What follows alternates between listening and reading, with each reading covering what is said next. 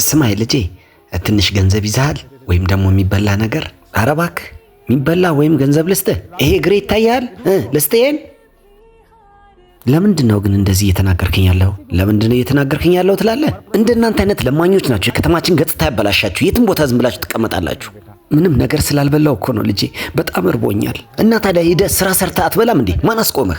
ስራ ስለማላገኝ እኮ ነው። የእናንተ ሰበብ ነው ይሄ። የማላቃችሁ መሰለህ? ምንም ሰበብ አይደለም ልጄ፣ እውነቴን ነው የምልህ። ከፈለክ ስራ ስጠኝ፣ አሁኑ ሰርቼ አሳይሃለሁ። ኮንትራክተር መሰርኩ እንዴ ለአንተ ስራ መሰለህ?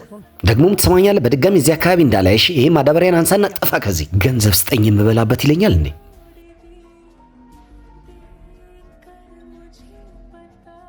ልጄ የሚበላ ነገር ይዛል ወይም ደግሞ ገንዘብ ምናምን ነገር ካለ? ምግብ እንኳን አልያዝኩም። ገንዘብ እስቲ ቼክ ላድርግ። ቆይ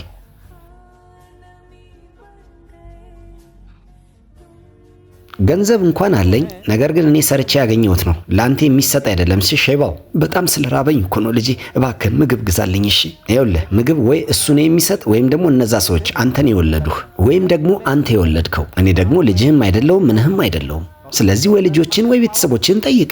እኔ እዚህ ዓለም ላይ ማንም ሰው የለኝም የኔ ልጅ። ታዲያ እዚህ ምድር ላይ አንተ ምን ትሰራለህ? አንተም ለምን አትሄድም? ኖርክም አልኖርክም አንተ ለማንም አትጠቅምም፣ አትጎዳም። ኧረ እባክህ ልጄ፣ መስጠት ካልፈለክ እሺ አትስጠኝ፣ ምንም ችግር የለውም። ቢያንስ ግን እንደዚህ አትበለኝ። ይኸውልህ ጥሩ ምክር ነው የመከርኩህ። ከፈለክ ተቀበል፣ ካልፈለክ ደግሞ ገደል ግባሽ።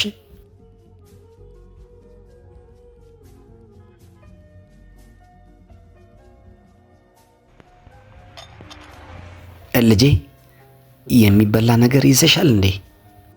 አጎት የሚበላ ነገር እንኳን እኔ አልያዝኩም። ወይም ደግሞ ገንዘብ ነገር ትስጭኛለሽ? እኔ እበላለሁ።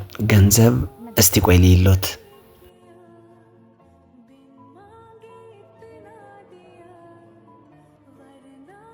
እኔ ጋ ያለኝ 200 ብር ብቻ ነው። 100 ብሩ በታክሲ ወደ ቤት የምመለስበት ነው። 100 ብሩ ደግሞ የምበላበት ነበር። በቃ እርሶ ስለ ራቦት ይሄን 100 ብር ይወሰዱና ምግብ ይብሉ። እሺ ከፍሉለት፣ ይቀጥላል።